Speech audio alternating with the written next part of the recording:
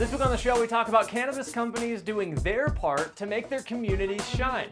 Is the pharmaceutical industry getting involved with cannabis a good thing or a bad thing?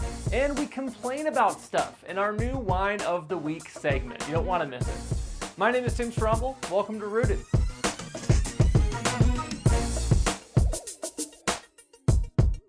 Welcome to the show. You know, there are two industries that stand to be negatively impacted by the evolution of cannabis legalization: the alcohol industry and the pharmaceutical industry. On past shows, we've discussed some of the impact that the cannabis space has had with alcohol, so we wanted to turn our attention to Big Pharma in this episode. As more and more people turn to medical and recreational cannabis, you'd have to think it's really only a matter of time before Big Pharma steps in and tries to get back some of that revenue they've lost. So my question to you is, do you think that would be terrible for the industry if Big Pharma got involved? Or do you think it'd really have no impact at all?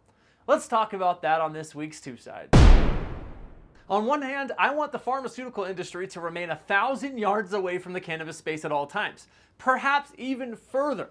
I mean, this is the same industry that has basically caused the opioid epidemic in America that's killing America, and then turned around and came out with more meds to cure the problem that they created.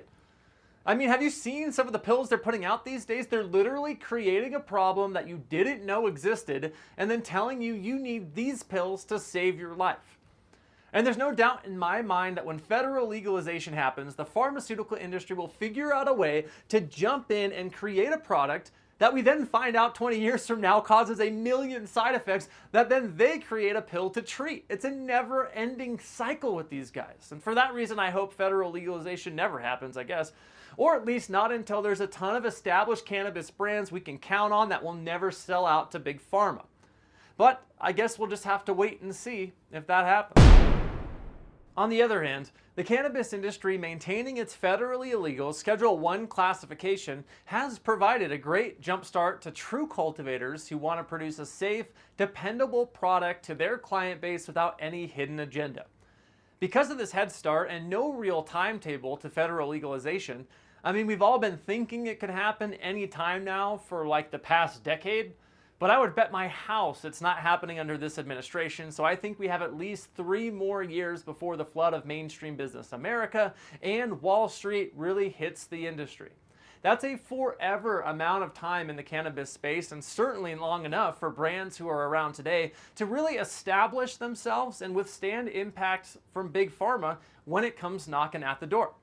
Also, unless something drastic changes, most states with legalized medical or rec systems allow for home grows, which means if Big Pharma starts to mess things up for everyone, you can just grow for yourself and keep the quality where you want it. So considering these points, I don't think Big Pharma would have any real impact on the industry, and I say bring it on, Big Pharma, we're ready.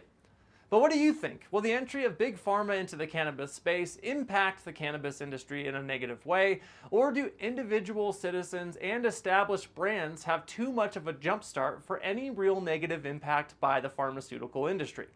Hit up our Facebook page and comment your thoughts, and we'll share the results in a future episode.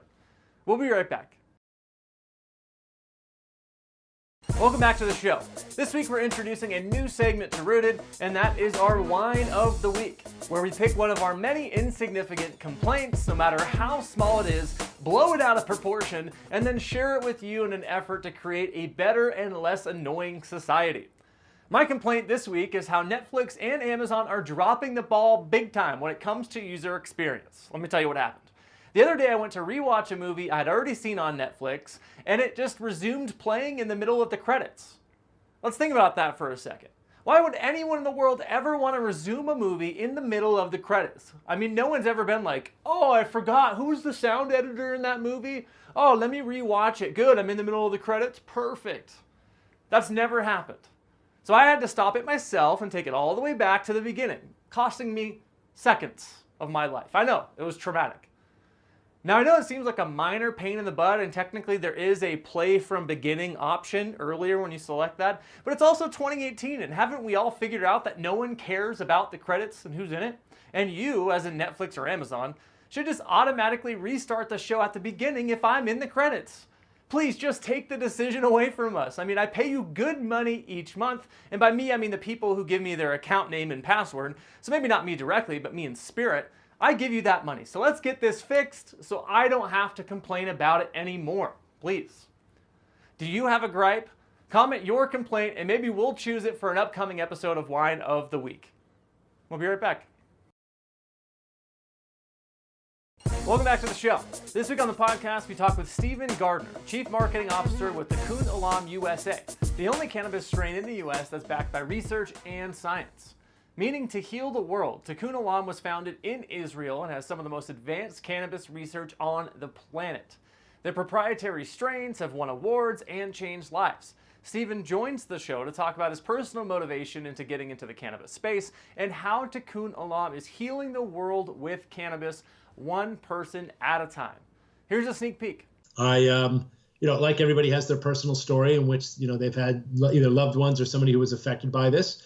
My father, who was in a situation when he had cancer, coming from a very conservative background, this was the last option he would look towards. And frankly, I always questioned that because I was a teenager at the time thinking, well, if it can help you, the fact that it's got the stigma behind it, what's the difference between this and some of the other heavy pharmaceutical medicines that people are prescribing for that pain relief or to, react against nausea for chemotherapy. And so it was that personal story that got me, interested in this space in terms of, how this truly can be seen as medicine to help people. So combining that, emerging market expertise in other markets, coming across to cannabis for personal and feeling that we're on the right side of history was really the driver behind me getting involved in this industry. Subscribe to the Rooted Podcast on iTunes or SoundCloud to get the latest episodes, and leave us a nice review if you like the show. We'd appreciate it. Lastly, before we get you out of here, we have to share with you our favorite thing this week, which comes to us from Colorado, where cannabis companies are again having a great impact in their communities. According to the Colorado Department of Transportation, roughly half of the state's Adopt a Highway signs are sponsored by local cannabis companies. Now, there's two reasons why I love this story. First, let's put it into perspective. There are thousands of mainstream companies in Colorado and tons of different industries, so it's pretty awesome that the cannabis space has really taken over the green movement, if you will, sorry about that, of cleaning up our highways. Maybe it'll spark some mainstream industries or companies to help pitch in more as well. Second, cannabis companies are extremely limited as to where they can advertise. So this is a very creative solution to getting your branding in front of potential customers. Sure, billboards are great, but sponsoring a cleanup gets the brand out there and serves an awesome cause. So cheers to all you cannabis brands out there in Colorado that are making an impact on their local environment while at the same time sharing their brand with potential consumers. Y'all are my favorite thing this week. That's going to do it for us on the show, but before we get out of here, don't forget to hit up our buddies over at Genetic Threads, the cannabis industry's only monthly box club that teams up with different breeders or cultivators to produce one-of-a-kind shirt designs specifically geared towards the average cannabis enthusiast, you. Be sure to hit them up at geneticthreads.com and use promo code ROOTED to get your first monthly box for only $5. No contracts, cancel anytime, and they offer monthly customization options at geneticthreads.com. Again, promo code ROOTED. Also, quick reminder to hit up the site stayrooted.com to check out more show content, like our social pages, and subscribe to our YouTube channel while it still exists, right? Until next week, I'm Tim Stromble, reminding you to work hard, be humble, and stay rooted.